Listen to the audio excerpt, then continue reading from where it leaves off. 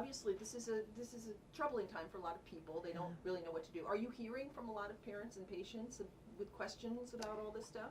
Absolutely. We're hearing from people just on the regular. Parents are always more likely to seek out care for their kids, I think, than themselves anyway.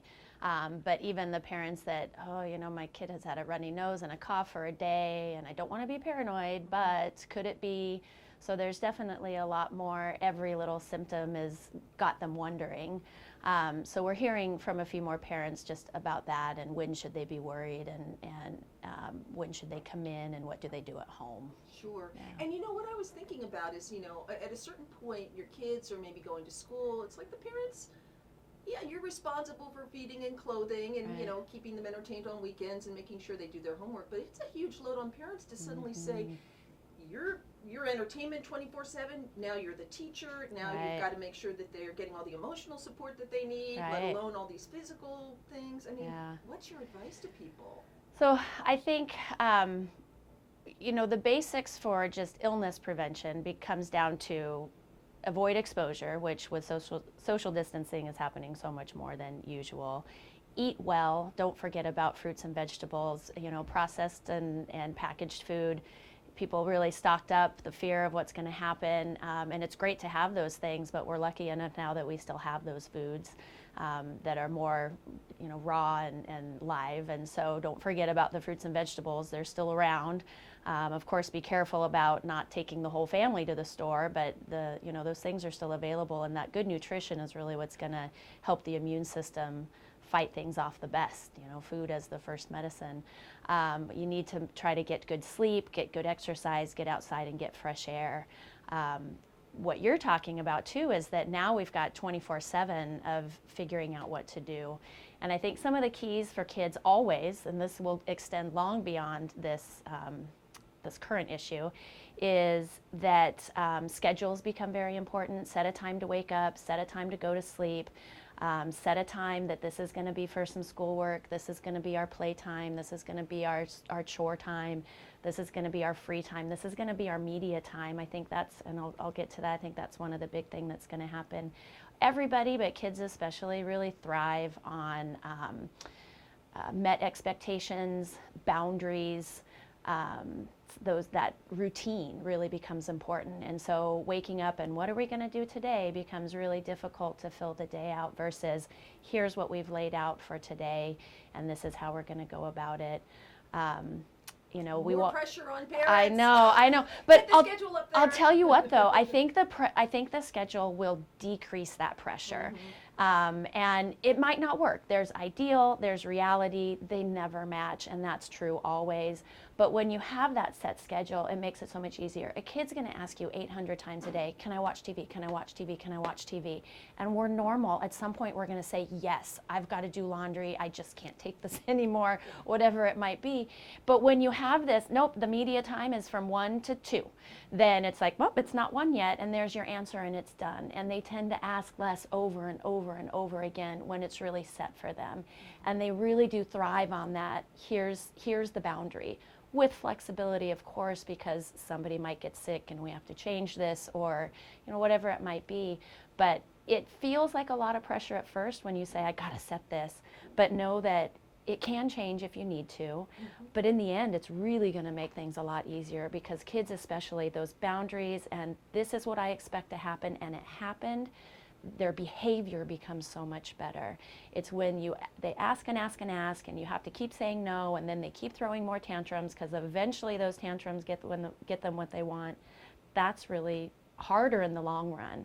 So a little bit of, oh my gosh, so much pressure, but I think that just having that basic schedule, you'll find very quickly that it makes things absolutely easier than just, what are we going to do today? And so can you give us an idea what a great schedule might look like? Well, I think it's a little bit different. I was just talking to somebody and for older kids it was, here's how much TV or media time, screens, TV, movie, video, phone, all of those things. Here's how much time you get in a day. You can do a half hour in the morning, you can do a half hour at lunch, you can kind of see what you want to do. Whereas a school age kid or a toddler, They don't really get a lot of choice. It's very much more, this is the time. Look at the clock. It's not 1 o'clock. It's not time yet. So I think it really depends on the kid and where they are in their development and where they are in all of those things. It's going to be important to keep up with some school stuff, but just like you said, if you're finding that that's causing you a lot of stress, then you need to reevaluate and say, okay, this schedule might not really be working for us.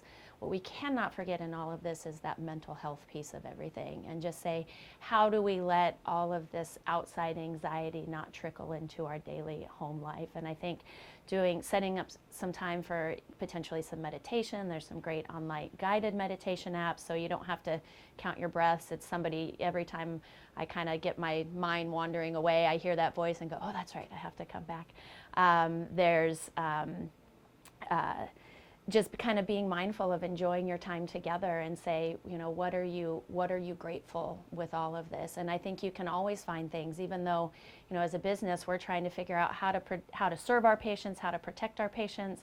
What I realized this morning was, as us 6 partners trying to figure this out, we're really working well together. So yes, it's super stressful, and yes, it's constant, but it's also been nice to see, hey, we're really coming through this and working together. So I think there's always those little things that you can keep an eye on, and that's really going to help keep the home life from getting out of control too. So is it also, you know, how do you, 2 things I'm thinking. One is, it's kind of important for parents to keep a little bit of a stiff upper lip. Yes. And not communicate their own anxieties. Yes, and don't let the kids watch what's going on too much, because Right. they, as adults, we're having a really hard time figuring out how to process this and digest this, and kids, especially the younger they are, and even teenagers, they're just figuring out, you know, the puberty age kids, they're just all about feelings, and so their mind isn't really able to process this at all. They're all in the hope and the fear. The younger kids are feeding off of us. The older kids are just kind of starting to figure out, how do I analyze things, and how do I take the pros and the cons and figure things out, but those skills are by no means set in stone. And so I think, again, looking at each kid developmentally and what they can really handle, and as parents, we're going to have our breakdown moments for sure. It's going to happen in front of the kids sometimes, so you kind of say, hey, I'm sorry, it was a brief moment of what's going on, I've got it together now, let's move forward. But if you can kind of break down away from them, ideally, of course, that's going to be best, but you know, we're all human. So as parents, try to kind of, you know, limit your own anxieties if you can, or not in front of your children, Right. but also keep an eye out for kids if they are seeming like they're feeling Absolutely, very absolutely. vulnerable. You know, I think parents are really good at seeing when their kids are getting anxious and worried about things long before it really blows up, and certainly long before the kid understands what they're feeling. Journaling can be a really good way, especially for the school age and older kids, to just get those feelings out so then they can move on. I think drawing and coloring is kind of a journaling for younger kids method too. It's just, hey, why don't you draw me a picture? Not, I see you're upset and let's talk about it. They don't know how to wrap their head around it often. It's just, why don't you draw me a picture? And you'll find sometimes those anxieties and worries get out on paper, and then they can just move on and go about their day a little bit better. Okay. So the things that I've heard you say so far are, don't forget about good nutrition. Yes. Don't forget about exercise. That could Absolutely. be an app. It could be, Yeah. you know, I mean, if you're Yeah. doing that at home, it could Yeah. be, but going outdoors is important. I think a little fresh air is really important. You know, it's take a walk around the block. You know, it's a rough time with everything melting, so ice cleats if you got them, because those neighborhood streets are kind of scary. But send the kids out to the yard and build that snow fort. You know, chip the ice away in the driveway. Do something that's outside that really gets that fresh air. When you're inside, you know, you can set up a small circuit in the house where it's a 10 stations of sit-ups and jumping jacks and lunges and plank and whatever it is, with a rest station, and it's 30 seconds, 30 seconds, 30 seconds at each station. Put on your favorite music, make it loud, have a dance party, you know, find ways to get that exercise and activity that doesn't, you know, and the other thing too is, again, with the internet, there's so many online workouts where you just, your body is your machine, and how can you use the resistance just of your own body to get that heart rate up, and it's the best, I think it's the best antidepressant, anxiety medicine out there. And if even for a brief moment, it helps kind of take your mind off of things as well, just to focus on that. One question I have is, I don't know if you really know the answer, but you know, you have a lot of kids maybe in a neighborhood that they're at home. Yeah. Is it safe for them to play outside together? I know they're saying play dates are a little Right. bad, So but- play outside, and the caveat to that is not necessarily with each other. So you go for a walk around the block and you see your neighbor, and I think it's important that we stay connected and somehow smile, say hello, say good morning, but stay away. Even kids. Don't Even go over kids, to you the really neighbor's you yard. really can't. I think the best thing is for the family within that family, if they're going to play outside, they stay within their family and they play outside. And that's that idea. We just can't get kids together too much very often.